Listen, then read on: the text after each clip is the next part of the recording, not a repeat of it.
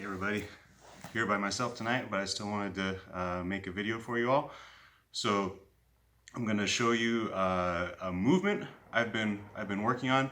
I started noticing it, how much I was using it, how important it was when I started really focusing on developing my close guard more.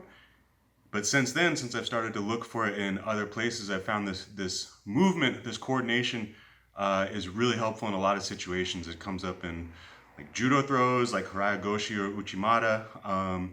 Again, in guard play, it's really important in retaining guard and also in passing. So I'm going to show you this movement. I've just been calling it hip twist. I don't know if there's a better name for it, but for teaching purposes, I just call it hip twist.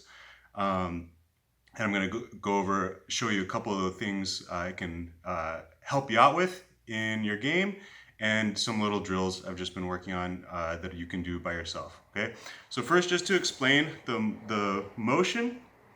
Again, it comes up. We could see it in a lot of different movements, but one of the best ways to think of it is like when Shanji teaches his guard retention from shield guard, that shield and pedal kind of motion. Okay, so that's one of the first places we'll see it. So like if I'm playing shield guard and I want to be moving more towards a full guard or getting my bottom foot back in the fight. So I'd be getting elegant, right, lengthening out.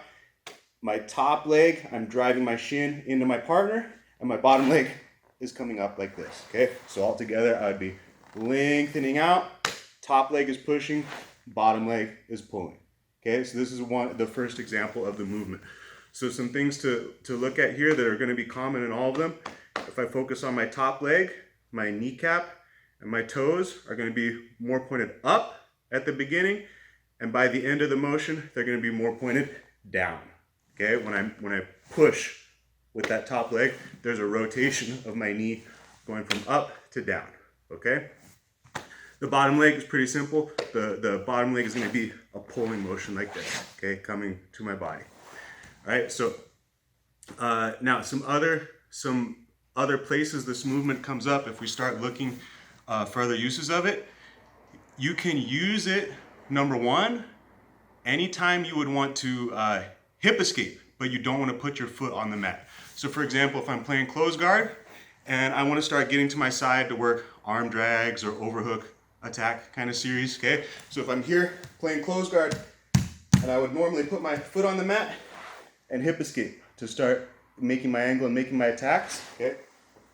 The hip twist, I'm going to be able to do that same movement without putting my foot on the mat, like this. Okay, so it's literally just generating a little momentum with my top leg, and I'm able to get to that same sideways angle without putting my foot on the mat. Okay, so that's one use for it.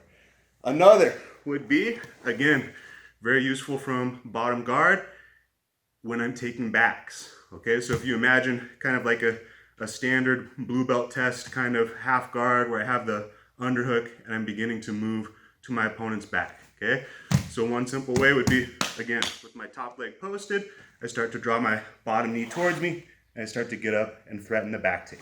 Okay, now here's the first drill where it gets a little fun. Okay, so I'm going to try to do this same movement again without touching my foot to the mat, or without touching this foot to the mat.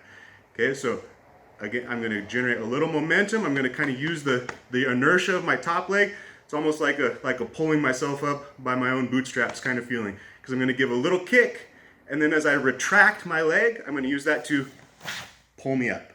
Okay, and it's a nice little kind of core stability exercise as well. So I'm going to be posted just on my elbow and my bottom knee.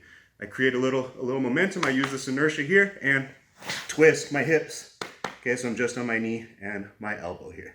Okay, and I can come down and notice the kneecap and toes, that rotation that I talked about at the beginning. Okay, so this is again really useful. Once you've established your initial threat on arm drag, okay, and you're looking to get to the back, you can take somebody's back without putting your foot down on the mat. You just keep that right across their back. It's even easier when you have something to post on, but you can do it with no post, touching nothing. You can get your hips nice and high. Okay, so that was the series that I first started really noticing this movement a lot when I was working on my close guard. But then again, I just started seeing this motion come up more and more.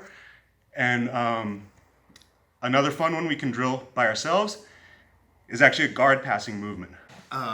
This guard passing movement is one that comes up. It's really handy if you're almost completed a guard pass, but your opponent's really able to turn all the way on their side into you, and they've got their knees in, blocking you from finishing your guard pass. Okay, you're almost done with your pass. They've turtled up into you. This is a way to go around, kind of around their head, and get behind them, so that they have to choose to either give you the guard pass or expose their back. Okay, so again, it's going to start the same way. I'm going to be posted on my elbow, and I'm going to have my top foot up. Okay, so if, my opponent's head would be right about here. If I was kind of, maybe like I was trying to end in a knee slice pass, my opponent's head's right here in front of me, but they've been able to create space here. I'm not going to be able to flatten them in side control. So I'm stepping over the head.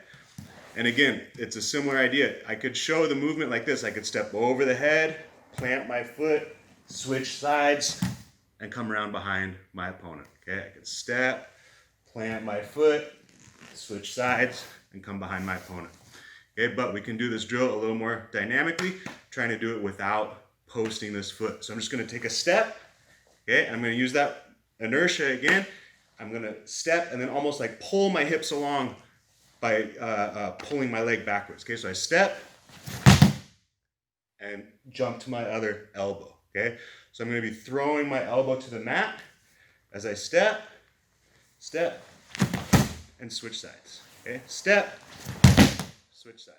So again, if you can't picture the movement I'm talking about, check the link in the description. I'll try to find some competition video and post up so you can see somebody actually using this movement to finish a guard pass. Okay, so just another interesting time I've seen this hip twist movement come up. I hope you like the drills.